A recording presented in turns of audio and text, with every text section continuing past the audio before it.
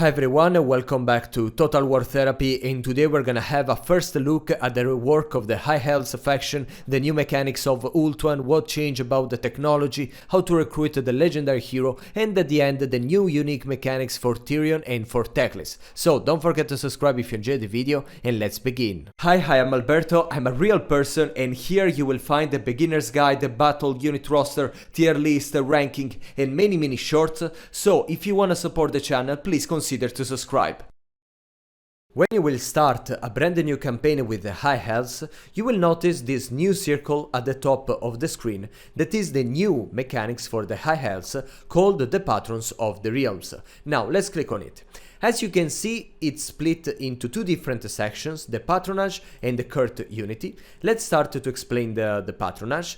Basically, you will be able to assign to each of your Lord a province of the Ulthuan. That can be Nagaryth, it can be Itain, it can be Illyrian, it can be Tiranoc, it can be Krache, and you can assign them to your lords. That can be the legendary lord of your faction, like for me Tyrion. It can be the other legendary lords that you can confederate with the second mechanics that we will address later, and all the generic lords that you will recruit over your campaign. Now, when you assign a province to a lord, you will be granted some bonuses, only to this lord, of course. That, for example, with the Tiranoc, you will get a reduction of the upkeep in the campaign, and then increased stats for the chariots units over the battlefield. Or with the Krache, that you will get a plus 50% of reinforcement range and increase the stats for the White Lions units. In this case, for example, I chose Alastar the White Lion because he already boosts a little the White Lions units. So altogether, he can make these specific units very powerful. And then I gave Tyrion the Illyrian because I wanted to give him more campaign movement range and so on. There will be three different tiers. You will not unlock all these bonuses for the campaign and for the army all together. But you have, to start with the first tier that of course will have a cost of influence, and then proceed with the second that will have an increasing cost of influence. When you are in the first or the second tier, the other lords of the NPC factions will be able to take the seat, of course paying extra influence to do that. And you can do the same. Okay, I can steal the patronage to one of my enemies, or my enemies in the court, we can say. But when you reach the third level, you will be finally out of this. So all the other NPC factions will not be able to take your seat. Another thing important to say is that with this patronage, you will get the favor of the Phoenix King. That will be increased in this bar. You can lose the favor of the Phoenix King, like fighting against the other High Elves faction, or when you bring the war to Ulthuan, for example. So if you fight a battle in Ulthuan, even if it's against a greenskin faction, you will still lose some favor of the Phoenix King, that of course want to keep a peaceful territory. And the last thing is basically that of course you can even change if you want to assign the patronage of one province to a different lord of yours, you can do even that. Then there is the Cult Unity mechanics that basically gives you the chance to confederate with all the other legendary lords, with the playable ones, of course, but you have to respect some condition. The first is the favor of the Phoenix King level of 5, that is the one that you can see now. Now, for example, here there is the level 9, and so when I was already here, I was able to confederate the different legendary lords, and then you have to possess the patronage or of some regions to confederate with the specific legendary lords, and with the High Elves Sea Patrol, so with the Sea Lord Aislinn, you have to occupy at least 3 elven colony settlements. That, just as an example, it's this, okay, Arnheim, that here it's written Ancient Elven Colony. That is probably the more interesting, because it forces you to travel all around to get the chance to confederate with the Sea Lord Aislinn. Even the technology tree has been reworked, and now it's split into 2 different sections, the host and the realms. Of course, the host is the military section with the focus on the units that are divided into categories. So there is, for example, the infantry advancement, when you can upgrade both the melee infantry and the missile infantry. That is the bigger one, of course. And then the cavalry, the seafaring, the grand repository, the Shrine of Surian, and all like that. I like this idea because you can decide with more carefully where you want to put your attention. So if you want to create more units linked to the naval theme, you can just focus on that. Or if you care particularly about magic, you can focus on the grand repository, and so on. And then in the realms, you will have both this cultural advancement that will be linked to money, basically, because you need the money to get these upgrades that boost your campaign.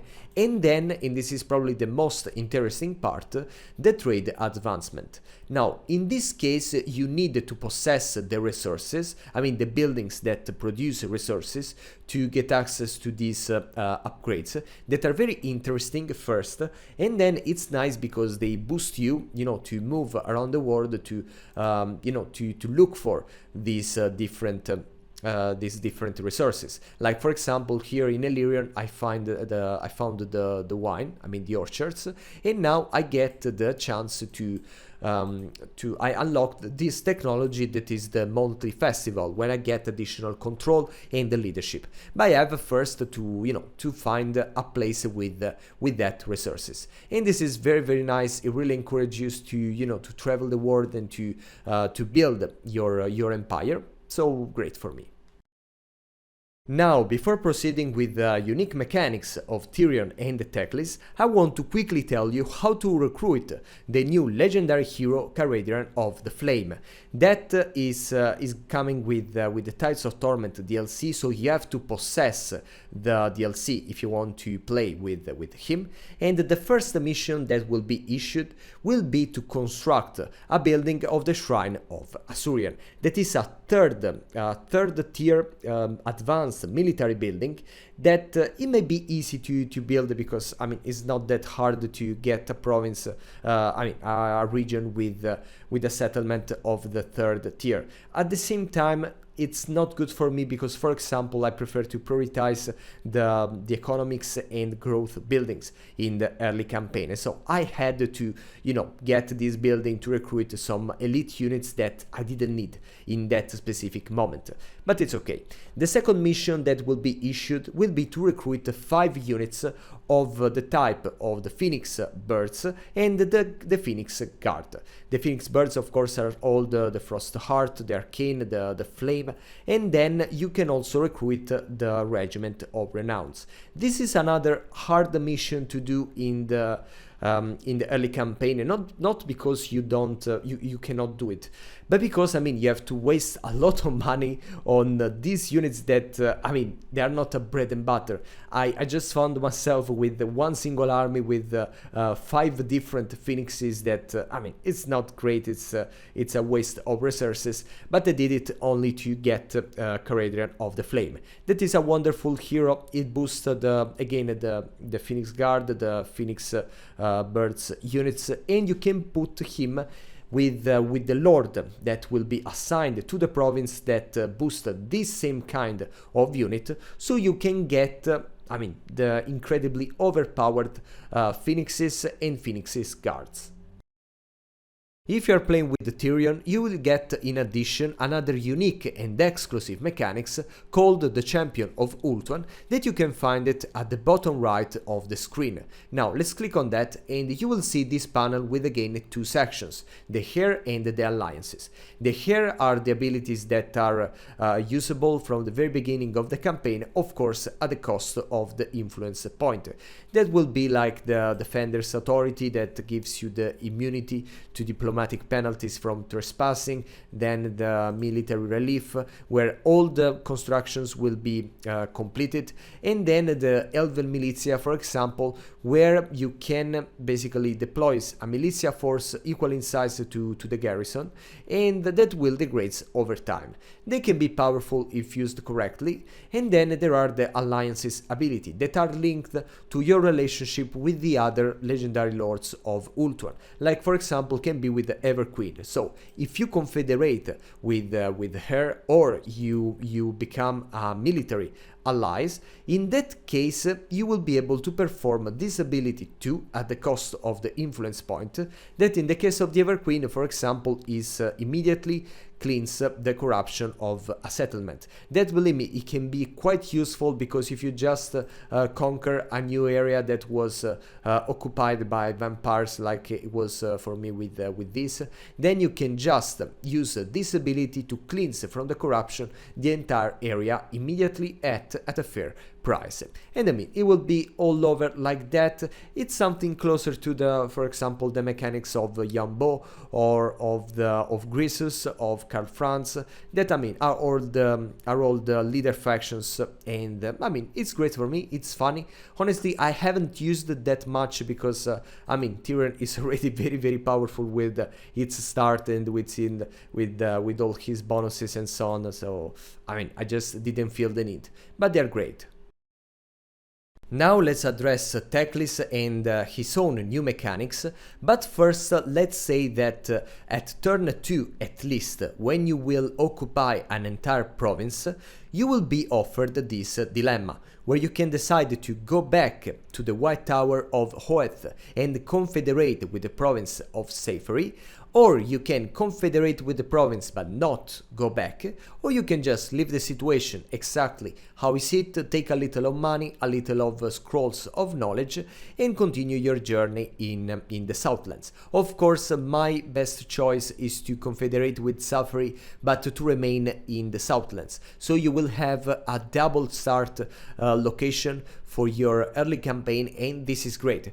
Then in the Ulthuan you will be in a very safe area, because you will be between Tyrion and the Everqueen, so you have no enemies treating at you like it's the case of the Jade Dragon in some circumstances, not always. So you can just, get more buildings and resources there, while there are other legendary lords doing the dirty job, and you can just continue your your travel and your mission in the Southlands. That for me is great.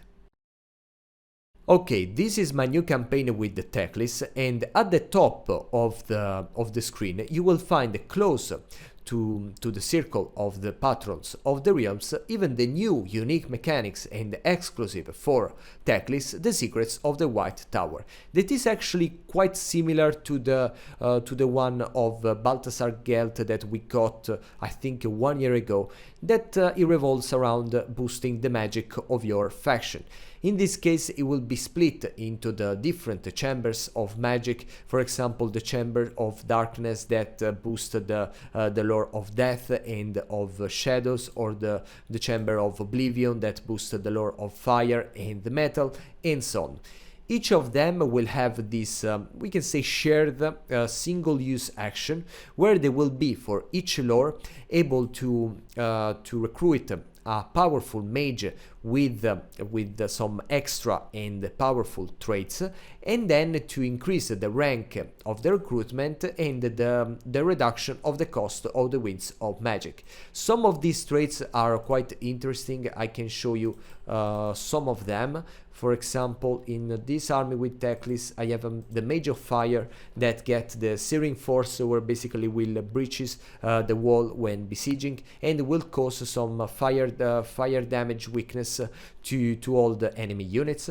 And then the Mage of Death that will give the immunity to psychology to all your army, and will replenish the 50% of the campaign movement range after the enemy retreats, and so on. So it can be very funny because you can take, you know, all the unique mages for each Lord of Magic. And then with the other section, the repeatable action, you will be able to get some bonuses that can be like to the campaign, they can be to the battle, or they can be some abilities, some of them quite destructive, like can be, for example, the Jima Golden Globe or the Magma Storm. That can be very, very funny to see.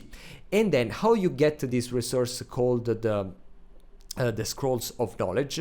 You have to fight battles that, of course, the harder a battle is, the more scrolls you will get, with as many as possible mages included in your army. So the more mages you are using in the battle, the more scrolls of magic you will got to, you know, to boost the magic of your faction. This is a very nice mechanics, honestly, and all together with the double start that I told you, so you can have your army here, and then you can have also the one in the Ulthuan and play there. Altogether, I think this is an amazing campaign. I'm not sure if it's the best of the High Elves now, because even Tyrion got amazing, but I really like this rework for the High Elves. Now, these two legendary lords, and I mean, with the patrons of the real elves, it looks like a completely different faction. So yeah, just enjoy it because it's worthy.